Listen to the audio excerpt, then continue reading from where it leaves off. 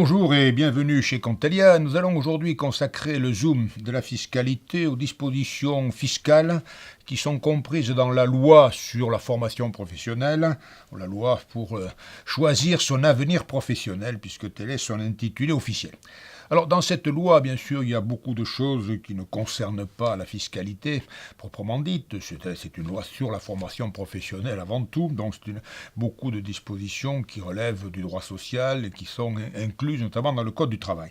Mais je voudrais simplement faire ressortir les quelques mesures fiscales qui sont comprises dans cette loi en vous disant immédiatement qu'elle ne change pas fondamentalement la vie, notamment la vie des entreprises. C'est une loi qui a des incidences, vous le verrez, mais pas tellement sur la vie des entreprises. Alors, il s'agit ici, les dispositions fiscales concernent pour l'essentiel, bien sûr, le financement de la formation professionnelle par les entreprises. Alors, comment une entreprise peut-elle financer la formation professionnelle de ses salariés ? D'abord en prenant à sa charge des frais de formation. Ça se fait aussi assez communément, c'est l'aspect évidemment le plus simple.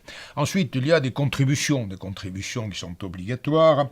Alors, il y a d'abord la contribution additionnelle à la taxe d'apprentissage qui est due par les entreprises de plus de 250 salariés qui n'ont pas dans leur effectif au moins 5% d'apprentis ou assimilés.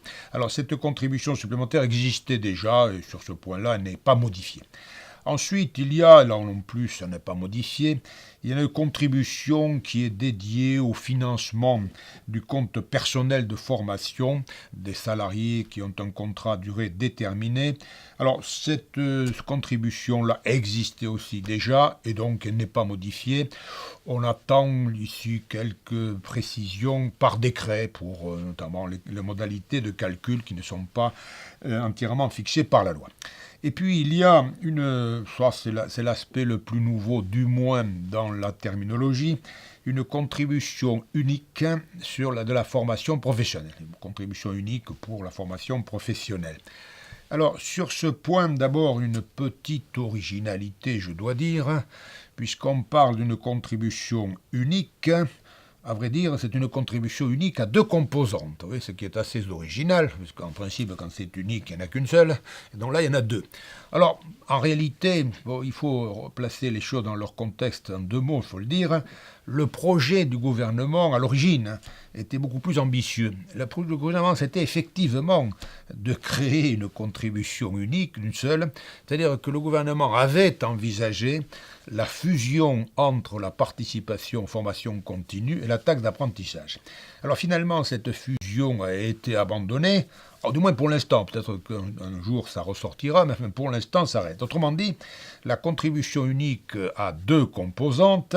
D'une part, la contribution à la formation professionnelle qui remplace la participation à la formation continue, et puis la taxe d'apprentissage. Alors la contribution à la formation professionnelle, c'est la participation formation continue. C'est la même chose.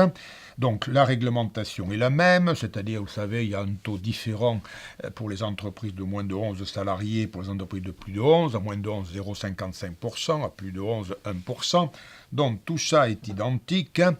La petite différence, je vous la signale si vous devez faire des recherches en la matière, c'est que dorénavant, cette contribution ne figurera plus dans le Code général des impôts, mais a été transférée dans le Code du travail. Donc, qu'il n'y ait pas de malentendu, la loi dit on abroge les articles du Code général des impôts. Ça ne veut pas dire que la participation disparaît puisqu'elle est transférée dans le Code du travail, mais la réglementation, elle, est identique.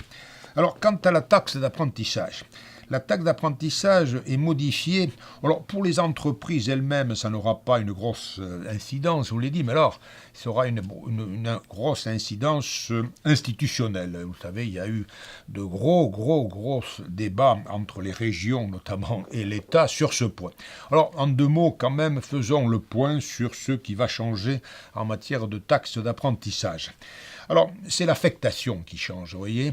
Jusqu'à présent, il y avait d'abord une affectation régionale, 51% de produit de la taxe, c'était la fraction régionale. Ensuite, vous aviez une deuxième affectation, les 26% pour le quota finançant l'apprentissage ou finançant les centres de formation d'apprentis.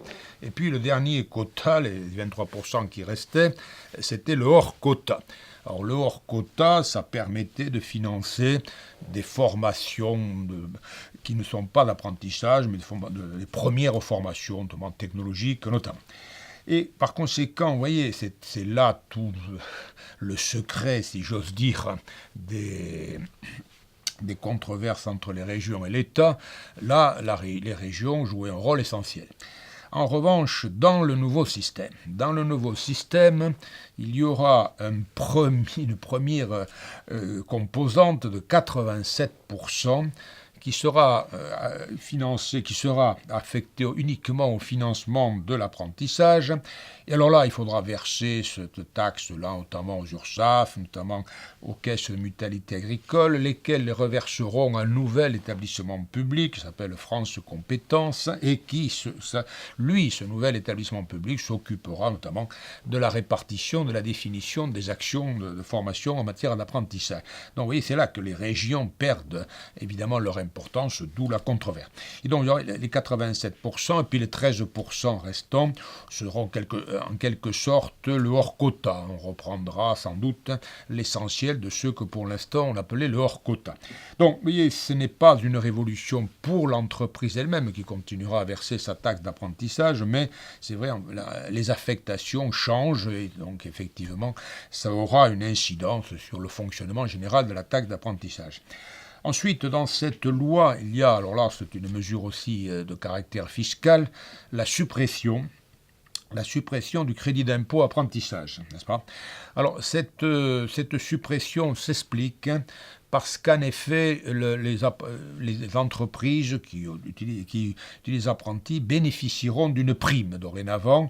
Alors, les modalités d'application de cette prime ne sont pas définies dans la loi, et on attend un décret d'application qui devrait préciser un tout petit peu tout ça. Mais dès lors que les entreprises bénéficieront de cette prime, oui, c'est vrai que le crédit d'impôt ne se justifiait plus guère, ça aurait fait double emploi.